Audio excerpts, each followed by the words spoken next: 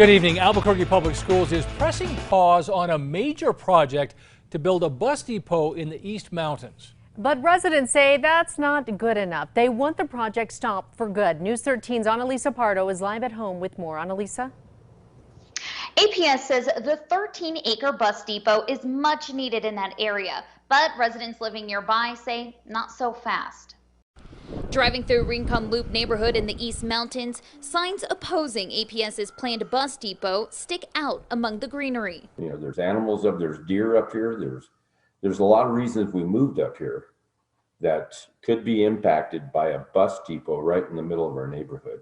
The depot would sit on the corner of Shady Oak Circle and Zamora Road, which is right next to I-40, and would have room to keep at least 50 buses and would include a fueling station, auto shops, and a wash bay. Neighbors say it would cause noise and pollution, but the biggest concern is the community well that sits on the property and the aquifer that's under it.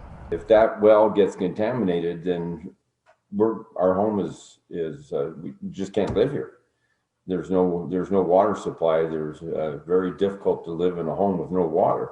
According to the Tijeras Water Co-op, the well serves about 60 homes, and the aquifer serves private wells in the area too. But APS says once a property is acquired by a school district, it is given a special use designation, so it can build the depot in a place zoned for residential developments.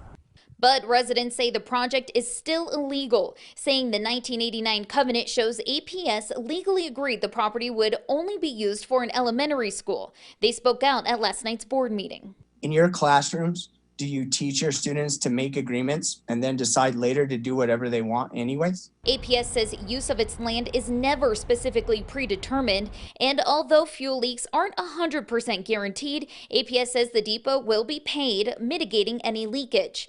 It also says studies for potential environmental impacts are being done.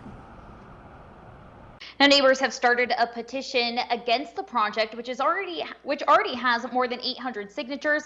They've also hired a lawyer who has sent 2 letters to the board. The school board has until March 10th to respond. Back to you. All right, thank you, Annalisa. APS has launched its own online survey for feedback on the project. They plan to hold a virtual community forum in the next few months. Developing